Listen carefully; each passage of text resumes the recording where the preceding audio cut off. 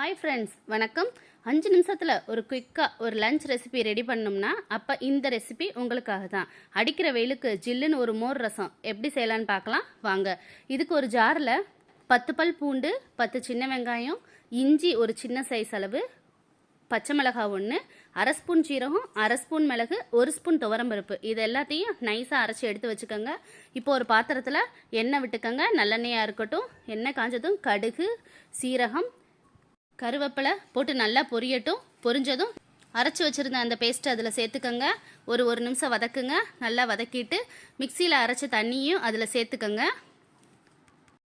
இதில் 1 ஸ்பூன் அளவுக்கு மஞ்சத்தூள் சேர்த்துக்கோங்க. வீட்டில் மோர் இருந்துச்சுன்னா அதை 1 டம்ளர் இதில் சேர்த்துக்கோங்க. புளிக்காத மோராக இருக்கட்டும். அவ்வளோதான். இந்த ஸ்டேஜில் உப்பு சேர்த்துக்கோங்க. உப்பு சேர்த்துட்டு நல்லா கிளறி விட்டு மல்லி இலை தூவி இறக்குனா சுவையான மோர் ரசம் ரெடி ஆயிடுச்சு. நீங்களும் இதை ட்ரை பண்ணி பாருங்கள். ஃப்ரெண்ட்ஸுக்கு ஷேர் பண்ணுங்கள். வீடியோக்கு ஒரு லைக் அண்ட் சப்ஸ்கிரைப்